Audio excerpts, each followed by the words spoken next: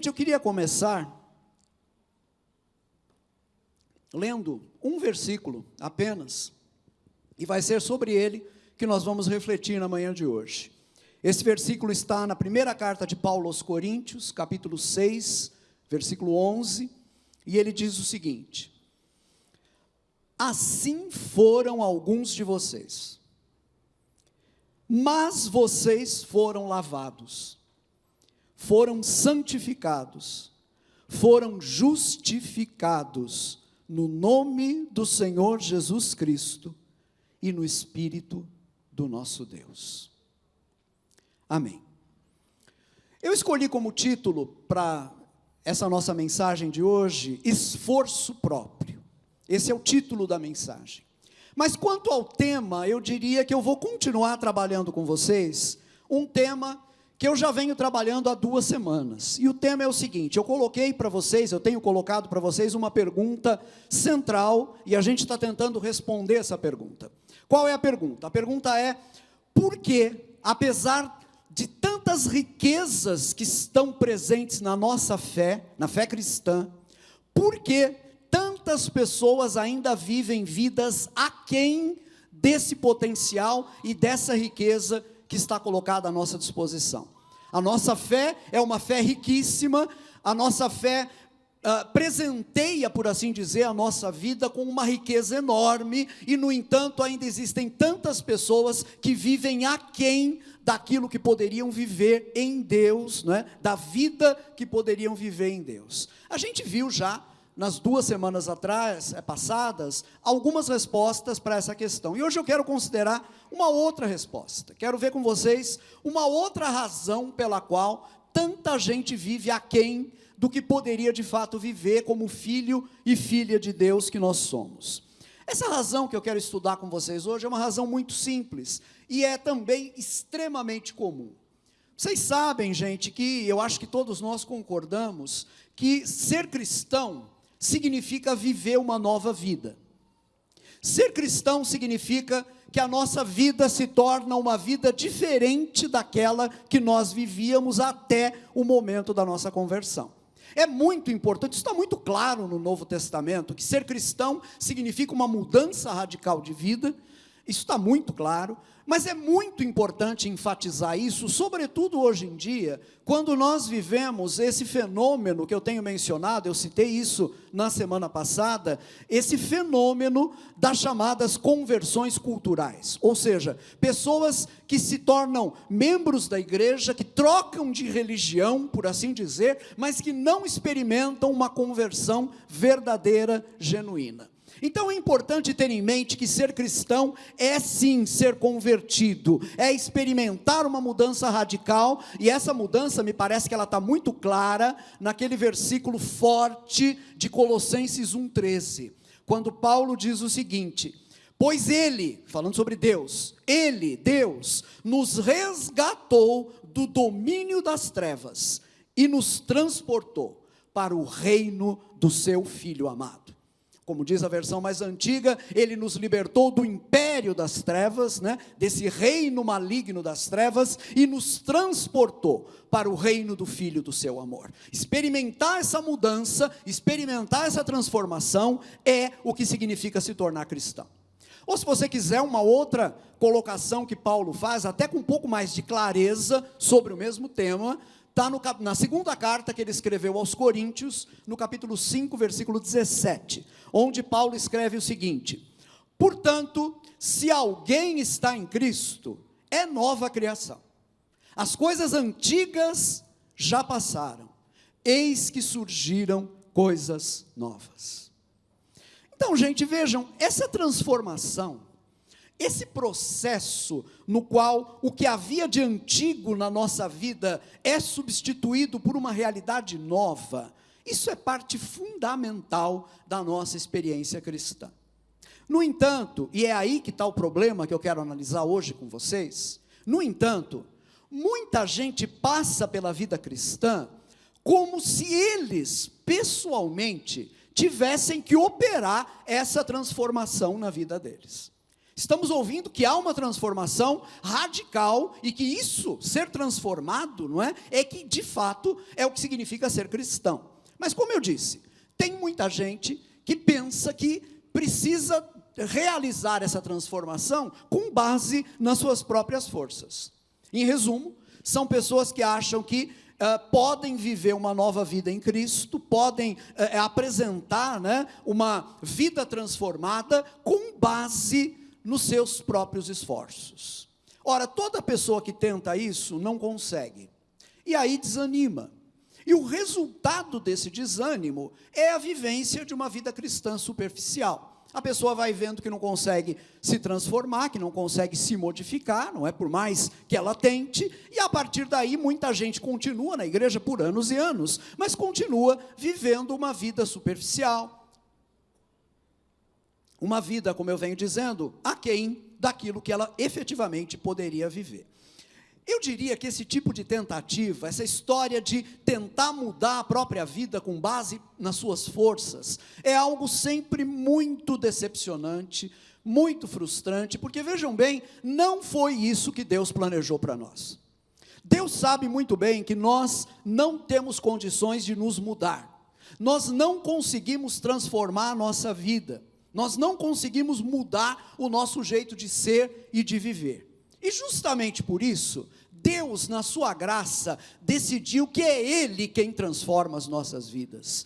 Não somos nós, não é o nosso esforço, mas é Ele, pela sua graça, que age na nossa vida e nos transforma.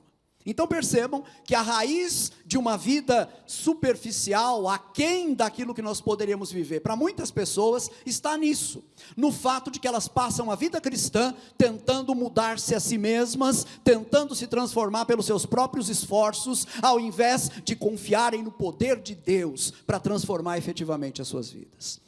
Eu quero começar essa nossa reflexão de hoje em torno dessa questão, considerando com vocês a situação dos cristãos na cidade de Corinto, que é para quem Paulo dirige esse versículo que nós lemos, né, o capítulo 6, versículo 11 da primeira carta aos Coríntios. E eu queria convidar você a prestar atenção nisso e a abrir seu coração, porque eu tenho certeza de que aqui há uma verdade capaz de transformar as nossas vidas radicalmente. Amém? Vocês estão comigo nisso, sim ou não?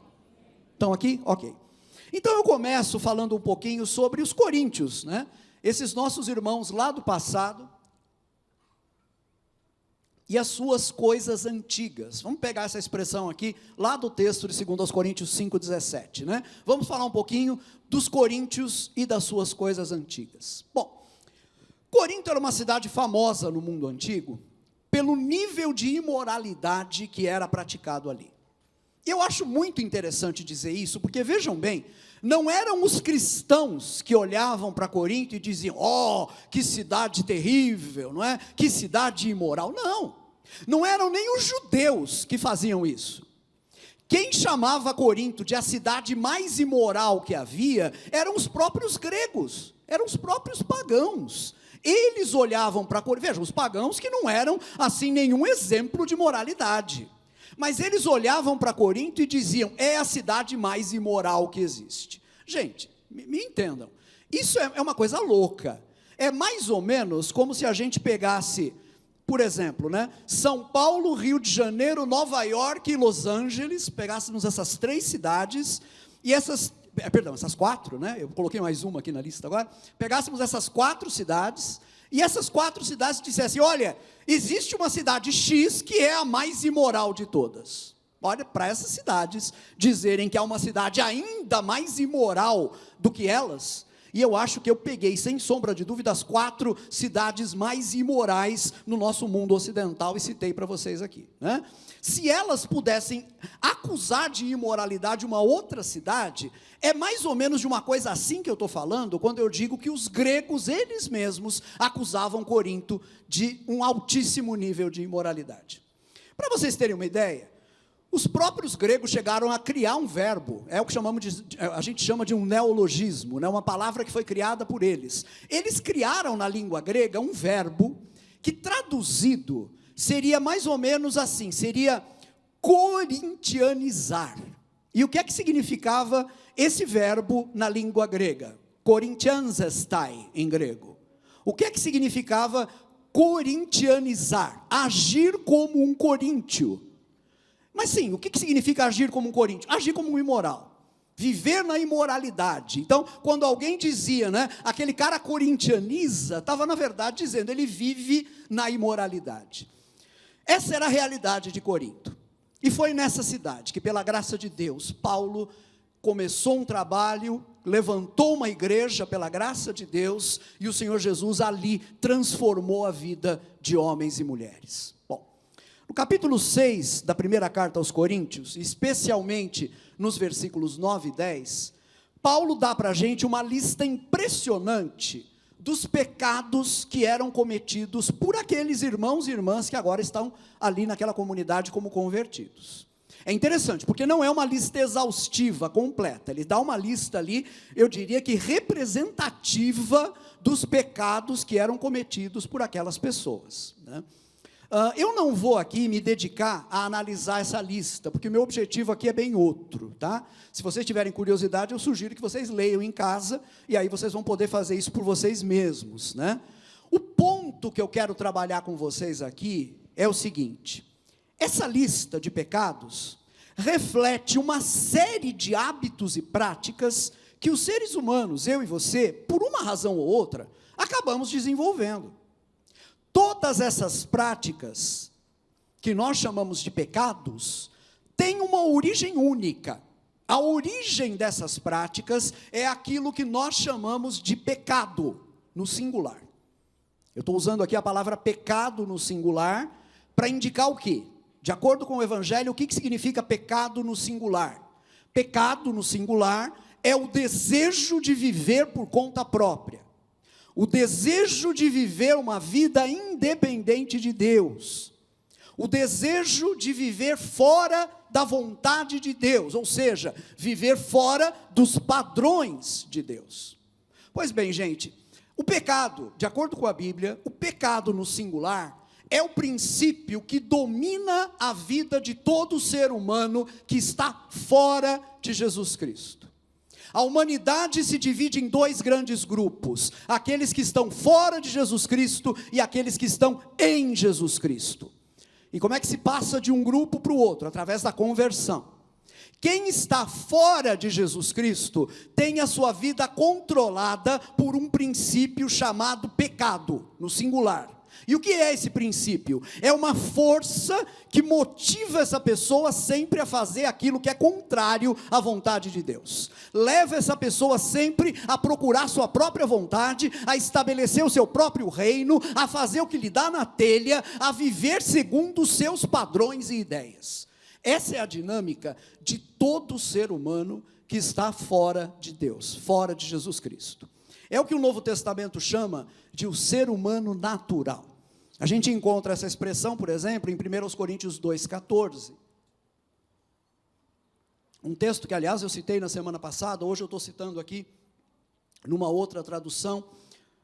Paulo escreve: ora, o homem natural, a palavra homem aqui em grego é anthropos, significa ser humano, homem e mulher, não apenas o sexo masculino, tá? Ora, o ser humano natural, o que quer dizer isso? O ser humano que vive fora de Deus, o ser humano que vive segundo esse princípio chamado pecado. O ser humano natural não aceita as coisas do Espírito de Deus, porque eles são loucura, e não pode entendê-las, porque elas se discernem espiritualmente. Notem então que uma pessoa entregue a si mesma, uma pessoa vivendo como ser humano natural, ou seja, dominada por esse princípio do pecado, ela realiza, ela opera uma série de coisas na sua vida que são pecados. Agora eu estou usando a palavra no plural, não é? Eu até coloquei na tela para nos ajudar aqui, né? Pecado no singular é uma disposição natural para vivermos em rebeldia contra Deus. Pois bem, pecado gera em nós pecados, no plural. Ou seja, os atos através dos quais nós expressamos essa rebeldia. Então vejam, a lista que Paulo dá em 1 Coríntios 6 é um exemplo disso.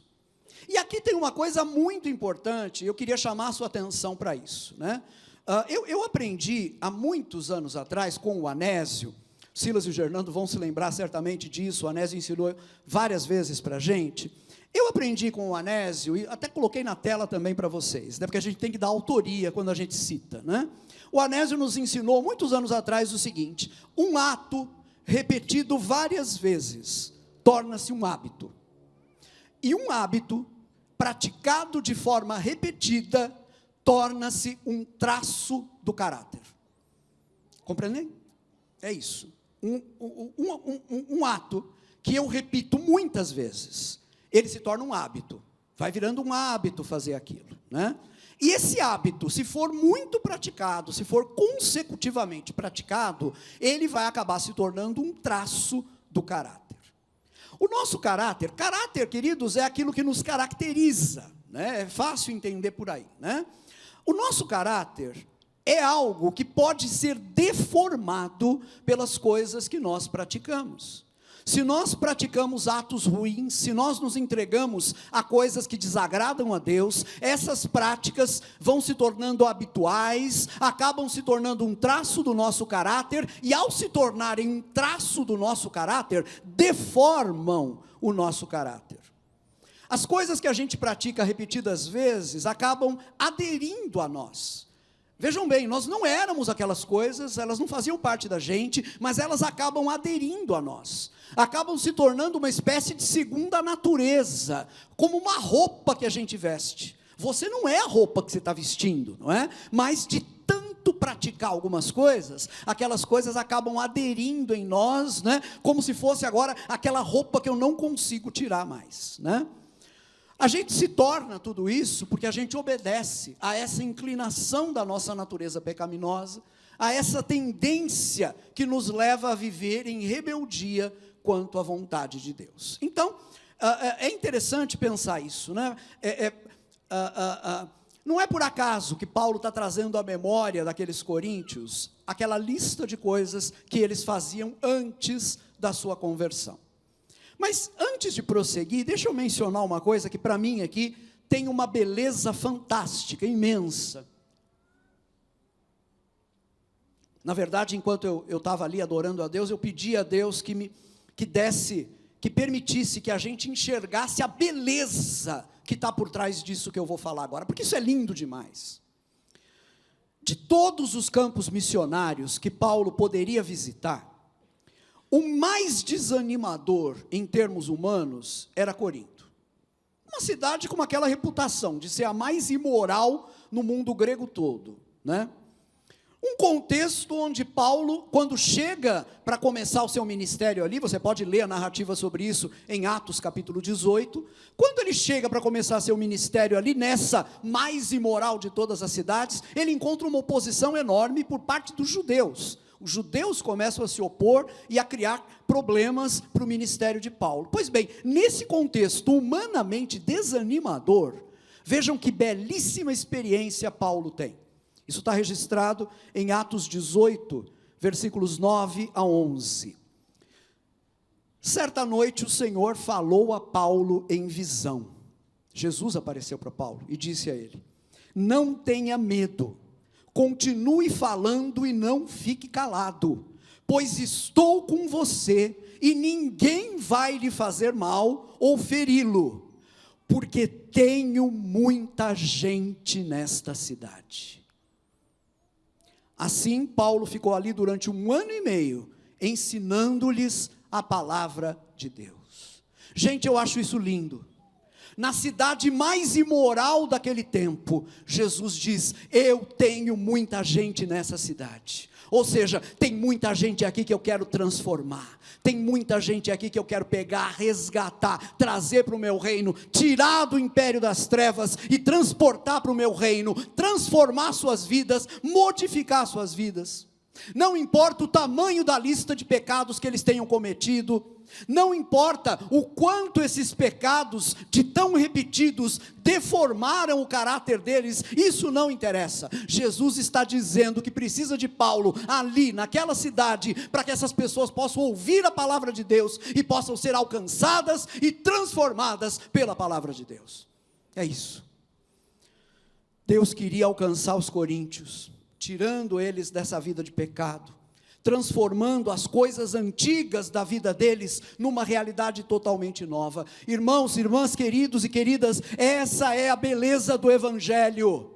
Essa é a beleza do Evangelho. Nós não somos capazes de nos transformar, mas Deus é capaz de fazer isso. Deus é capaz de mudar a nossa vida. Deus é capaz de nos transformar. A gente olha para a nossa vida e só vê miséria, mas Deus olha para a gente e diz assim: eu tenho muita gente nessa cidade.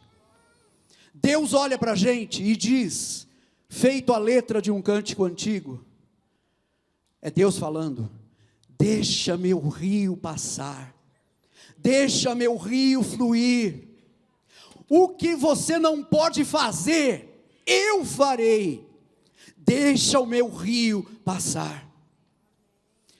Amados, isso é Evangelho, é o poder de Deus para transformar a vida de todo ser humano. Paulo define o Evangelho assim: o Evangelho é o poder de Deus para a salvação de todo aquele que crê. Amém? Vocês creem no Evangelho dessa maneira? Então, eu acho que tendo dito isso, eu posso prosseguir para o meu segundo e último ponto. E eu quero falar um pouquinho sobre a chave da transformação. Queridos e queridas, a chave da transformação é Deus e não a gente. É Deus e não a gente. Diz o texto que a gente leu no começo: assim foram alguns de vocês. Viviam praticando aquela lista de pecados toda. Assim foram alguns de vocês. Não interessa a lista. Eles viviam fazendo tudo aquilo. O que interessa é o que vem agora. Mas vocês foram lavados, foram santificados, foram justificados no nome do Senhor Jesus Cristo e no Espírito do nosso Deus. Paulo está escrevendo a essas pessoas, e ele não tem medo de relembrá-las do que elas tinham sido, de trazer à memória delas onde elas tinham errado. Algumas pessoas podem até achar: nossa, mas que deselegante de Paulo, né? Ficar lembrando o passado daquelas pessoas. Já não tinha passado tudo mesmo? Paulo não está sendo deselegante não, queridos. Isso faz parte da nossa trajetória cristã. Reconhecer o erro no qual nós estávamos, nos arrependermos desse erro, abandonarmos esse erro, isso faz parte da nossa trajetória cristã. E é verdade que nós não vamos ficar o tempo todo falando do que nós éramos. Isso não seria saudável, né? Ficar o tempo todo dizer: eu era assim, fazia aquilo. Não, isso não é saudável. Mas há uma posição saudável aqui, que é a de admitir: sim, eu era aquilo, eu fiz isso tudo, eu fui desse jeito, né? Eu não tenho medo de reconhecer isso. Agora, eu mudei, eu fui transformado, Deus me transformou. Paulo não pede licença para lembrar esses irmãos das suas antigas vidas, não é? Daquilo que eles eram, das coisas antigas nas quais eles tinham vivido. Mas graças a Deus, Paulo não para aí. Graças a Deus, Paulo não se limita a dar a lista de pecados, não é? E parar por aí. Ele vai além, né? Ele continua. Ele diz: é verdade, assim foram alguns de vocês, mas vocês foram lavados, foram santificados, foram justificados no nome do Senhor Jesus Cristo e no Espírito do nosso Deus. Eu queria chamar a atenção de vocês para os tempos verbais que Paulo está empregando.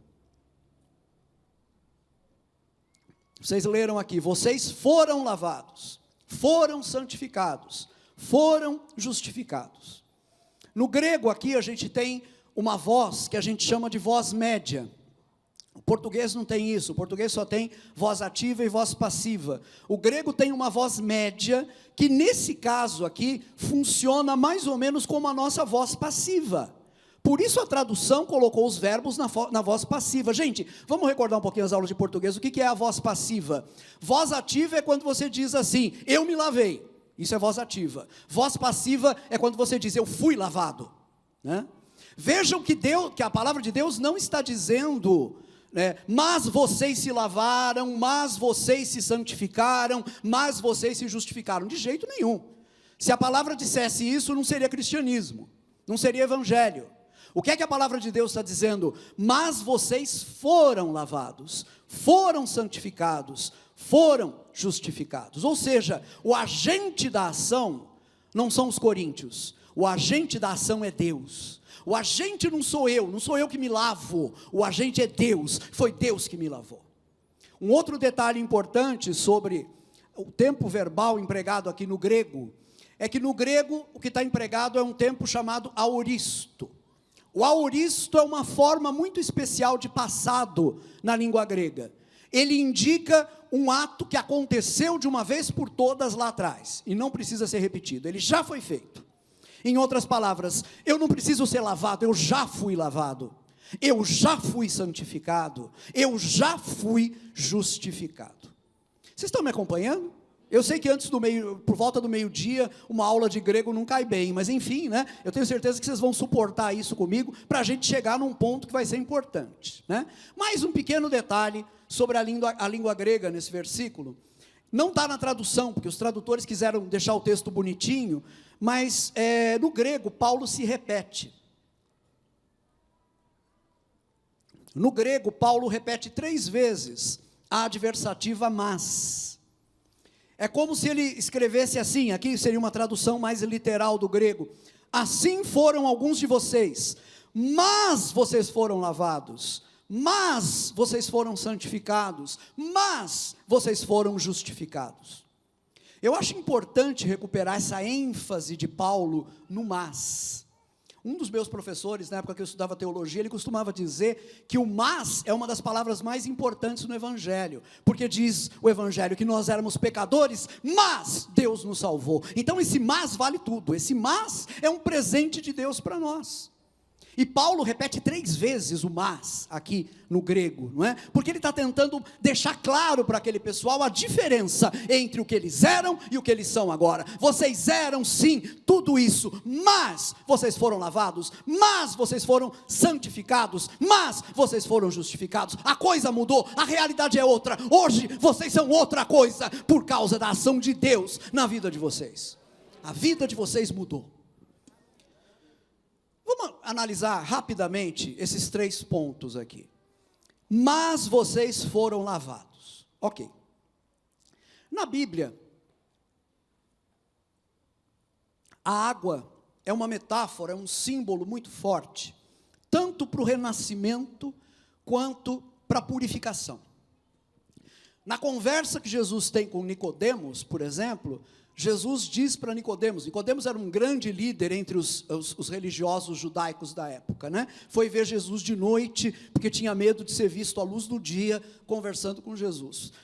Para Nicodemos, Jesus vai dizer, isso está lá em João capítulo 3, versículo 3, ninguém pode ver o reino de Deus, se não nascer de novo. Nicodemos não entendeu, né, para variar. E aí Jesus explica o que ele quer dizer, no versículo 5 do mesmo capítulo, dizendo, ninguém pode entrar no reino de Deus, se não nascer da água e do Espírito. Vejam bem, queridos, aqui a água e o Espírito estão fazendo referência a uma coisa só, a essa obra de Deus, que Deus realiza em nós, dentro de nós, quando a gente entrega a nossa vida para Jesus. Que obra é essa que Deus realiza em nós? Pelo seu Espírito Santo, Deus nos faz nascer de novo. Ele nos regenera. Essa é a palavra. Paulo escreve sobre isso na carta a Tito. Vamos ler aqui rapidamente, Tito 3, versículos 4 a 6. Paulo diz, mas quando da parte de Deus, nosso Salvador, se manifestaram a bondade e o amor pelos homens, não por causa de atos de justiça por nós praticados, mas devido à sua misericórdia, Ele nos salvou, pelo lavar regenerador e renovador do Espírito Santo, que Ele derramou sobre nós generosamente, por meio de Jesus Cristo, nosso Salvador. Gente, o que significa nascer de novo? eu e você jamais teríamos condições de operar essa transformação interior tão grande, tão intensa, que a Bíblia, quando vai descrevê-la, não tem outra imagem a não ser a do novo nascimento. É tão radical que só dizendo que nasceu de novo, a gente consegue expressar o tamanho dessa transformação. E essa transformação não se realiza por causa de qualquer ato de justiça nosso. Não é porque eu faço alguma coisa boazinha e Deus me premia, então, me regenerando. Não, Ele me regenera, Ele me faz nascer de novo, Ele provoca essa transformação interior em mim, diz o texto aqui, pela sua misericórdia, unicamente pela sua misericórdia. Qual é o significado desse novo nascimento? Essa ação profunda de Deus, que a Bíblia chama de novo nascimento, removeu de dentro de nós aquele princípio que nos levava a ser rebeldes em relação a Deus. Lembram quando eu falei do pecado no singular? Aquele princípio que todo ser humano carrega dentro de si, que vem desde os nossos primeiros pais por causa da queda, e que nos leva a fazer sempre aquilo que é contrário à vontade de Deus, a ter prazer sempre naquilo que é contrário à vontade de Deus. Quando nós nascemos de novo, esse princípio foi arrancado de dentro de nós, foi modificado. Não é assim que nós somos mais. O princípio orientador da nossa vida mudou. E isso, meu querido, minha querida, não graças a você, mas por causa do que Deus operou na sua vida, unicamente por causa do poder de Deus agindo na sua vida. A outra afirmação que Paulo faz, ele diz, mas vocês foram lavados, já vimos que isso tem a ver com a regeneração, com esse novo nascimento, nascer da água e do Espírito. Mas ele continua e diz, mas vocês foram santificados. Santo ou santificado tem o sentido de separado para Deus. Vocês podem imaginar o contraste que ouvir isso daqui representava na cabeça e no coração daqueles coríntios? É como se Paulo estivesse dizendo para eles assim: antes vocês viviam para si mesmos, vocês viviam para fazer a vontade de vocês, do jeito que lhes dava na cabeça, vocês viviam para os seus próprios pensamentos, para os seus próprios prazeres, fazendo o que vocês queriam com os corpos e as mentes de vocês e as emoções de vocês. Mas agora tudo isso mudou.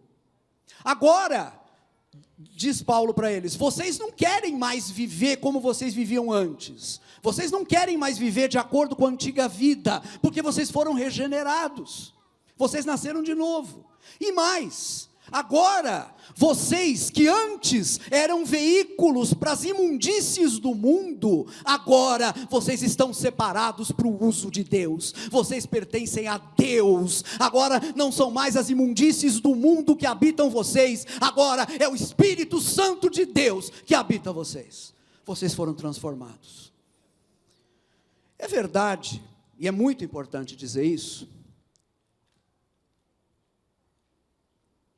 é verdade que a santidade inclui também uma dimensão ativa da nossa parte. Ela inclui um compromisso quanto a viver para Deus e a crescer, né, nesse aprendizado, porque viver para Deus é um aprendizado, é desaprender as coisas da velha vida e aprender a viver agora segundo os princípios do reino. Santidade inclui esse elemento ativo também. É por isso que a palavra de Deus vai nos dizer claramente, na primeira carta de Pedro, o seguinte: mas assim como é santo aquele que o chamou, sejam santos vocês também em tudo o que fizerem, pois está escrito, sejam santos, porque eu sou santo. Esse aspecto ativo da santidade não pode ser ignorado.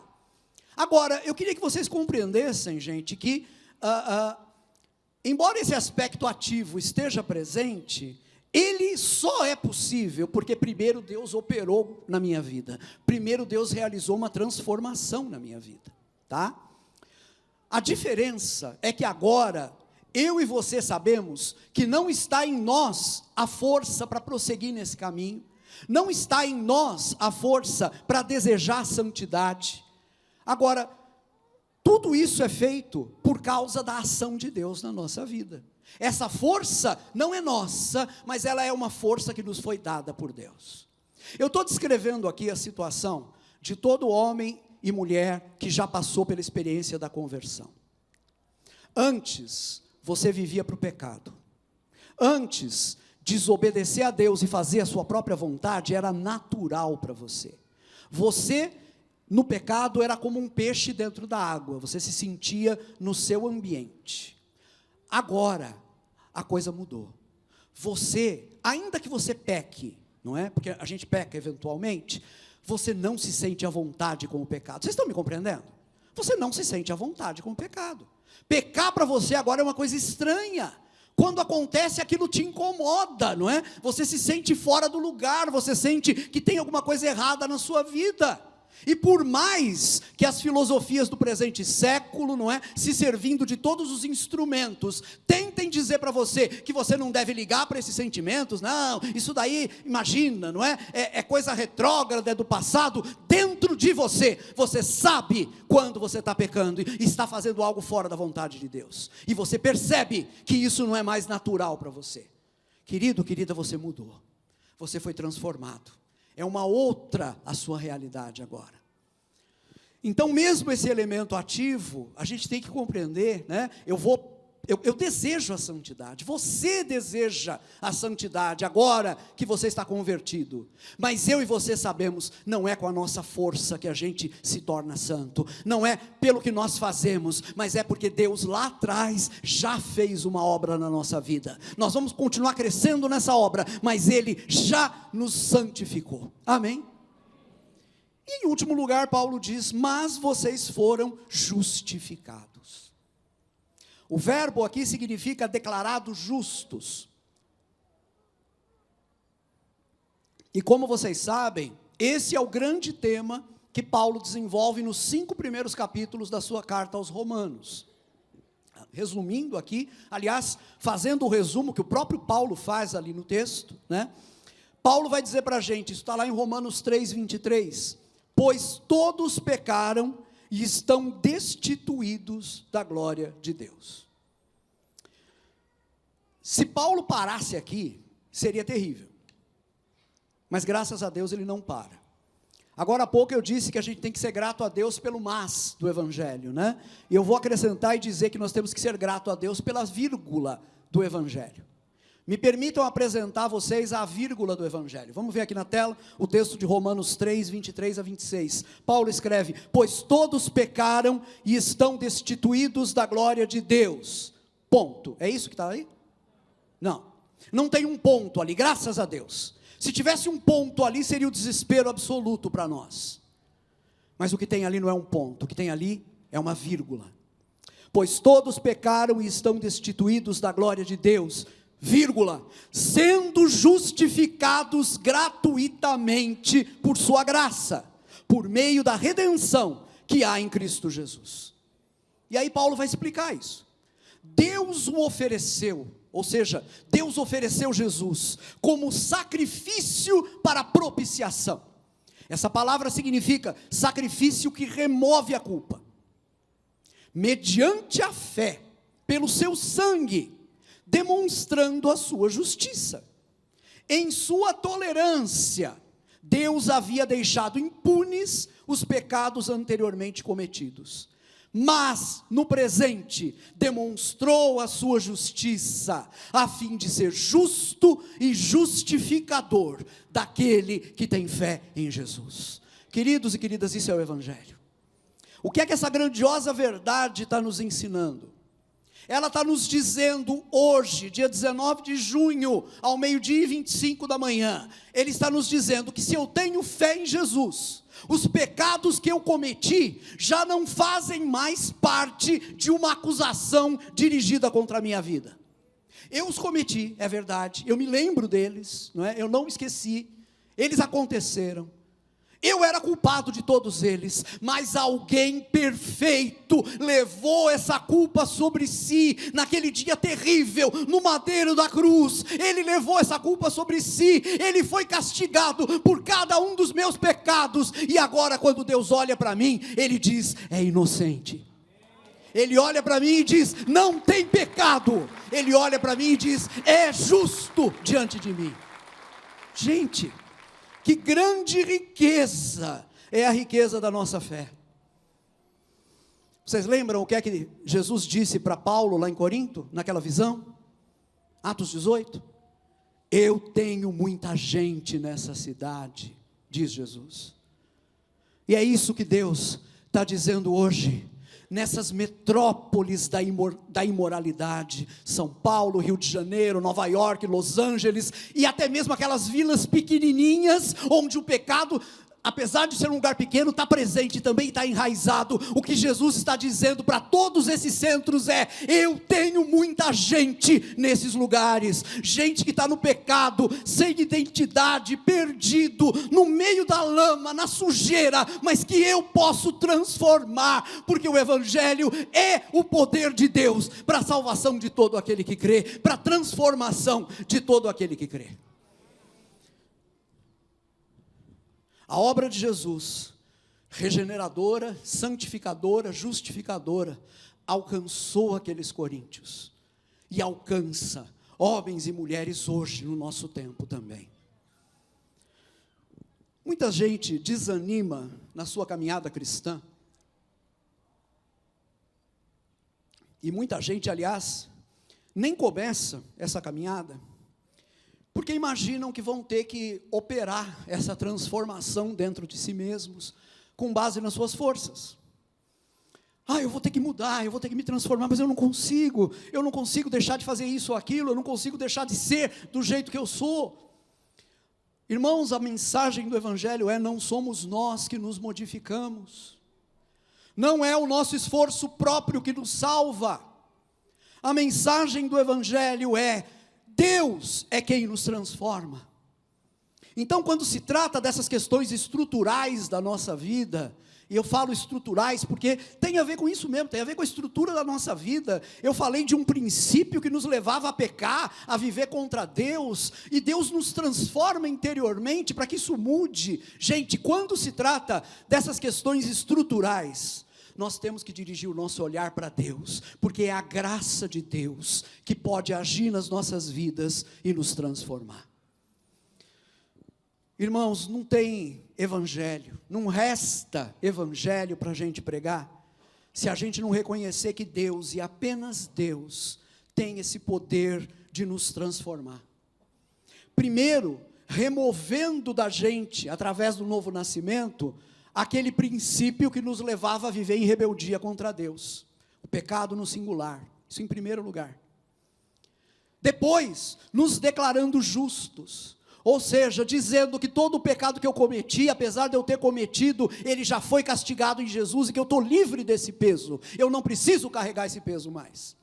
E finalmente, nos santificando, ou seja, lidando com essas práticas, lidando com os pecados no plural, que no passado me dominavam, acabaram se tornando traços do meu caráter, mas que agora não me dominam mais, porque o poder de vida está em mim, o poder daquele que ressuscitou a Jesus Cristo dentre os mortos, é quem está em mim, e é quem me possibilita vencer cada um desses maus hábitos, cada um desses pecados. Deus pode fazer isso, e apenas Deus pode fazer isso.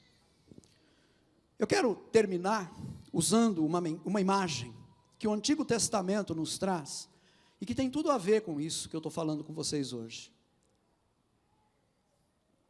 Vocês podem ler sobre isso em Ezequiel 47, versículos 1 a 12. Ezequiel tem uma visão do templo, como ele seria restaurado em Jerusalém. Vamos lembrar, Ezequiel é um judeu que está vivendo no cativeiro na Babilônia. Jerusalém foi destruída, o templo foi destruído, mas lá no exílio, Ezequiel, o profeta, tem uma visão, e Deus mostra a ele como o templo seria quando fosse restaurado. E num determinado momento dessa visão, um anjo guia Ezequiel e mostra a ele, do lado de fora do templo, que flui, no lado oriental do templo, flui um rio. O rio começa a brotar da soleira do templo, da porta de entrada do templo, e flui. E esse rio vai fluindo na direção leste, E se você tem o mapa de Israel mais ou menos na mente, Jerusalém está aqui, o rio vai fluindo na direção leste, ele vai na direção do Rio Jordão e do Mar Morto, né? Nesse momento, o anjo diz algo interessante para Ezequiel. Me permitam citar o que ele fala. Diz o anjo: esta água flui na direção da região situada a leste e desce até a Arabá. Arabá é o Vale do Jordão, onde entra no mar. Esse mar com maiúsculo aqui é uma referência ao Mar Morto. Vocês sabem o que é o Mar Morto, não sabem? O Mar Morto existe até hoje lá em Israel, é aquele mar que tem uma taxa de salinidade tão alta que nada pode viver ali. Não há peixe, não há algas, não há nada vivo naquele mar por conta do excesso de sal, tá? Pois bem, diz o anjo aqui: esta água flui na direção da região situada a leste, desce até Arabá, o Vale do Jordão, onde entra no mar, o Mar Morto.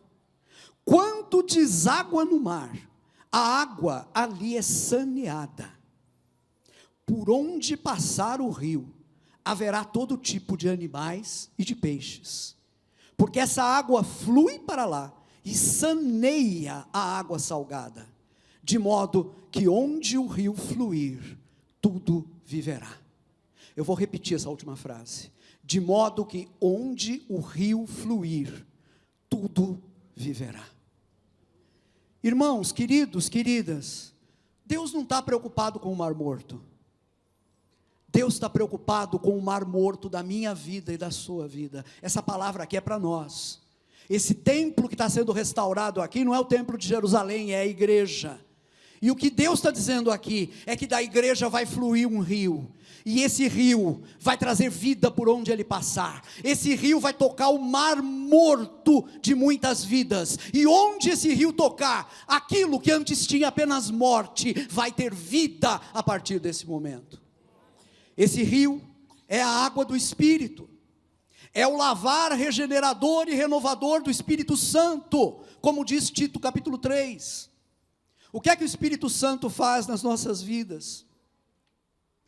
Onde as nossas vidas eram apenas um mar morto, um mar sem vida, por causa da quantidade de sal, né? Os nossos pecados, ali Deus faz com que surja vida. Aquilo que era impossível de ser feito humanamente, produzir vida num mar como aquele, é feito pela ação do Espírito de Deus. É sobre esse poder transformador que o Evangelho nos fala. É sobre esse poder transformador que esse mundo doente e ferido precisa ouvir num dia como hoje. Amém? Vamos ficar em pé, por favor, junto comigo. Eu vou pedir a você, como diziam os nossos antepassados, né, evangélicos, eu vou pedir a você que fique em espírito de oração. Se você puder, curve a sua cabeça, feche seus olhos, porque eu quero orar com vocês. Eu quero encerrar esse ensino orando com vocês. Mas antes eu preciso dizer, irmão, irmã, querido, querida, não tente produzir esses frutos da vida cristã por você mesmo. Você é um mar salgado e sem vida, se for deixado por sua conta própria. Mas Deus pode gerar vida em você. E quando nós orarmos agora, eu quero que você, mais do que imaginar, eu quero que você creia que o rio de Deus, que é o Espírito Santo, vai tocar a sua vida, e onde há morte, Ele vai fazer com que surja vida, e onde há ainda, aparentemente, a escravidão, a um mau hábito ou uma má prática, vai haver libertação pelo poder de vida, que é o poder do Espírito Santo de Deus. Pai, no nome de Jesus, pedimos que o Senhor faça fluir agora o rio do Teu Espírito no nosso meio. O Senhor sabe quais são, Pai, aqueles e aquelas que precisam hoje desse poder transformador nas suas vidas. Alguns estão aqui, alguns estão assistindo pela internet, alguns vão assistir daqui a tempos pela internet. Pai, para o Senhor não há tempo e não há diferença.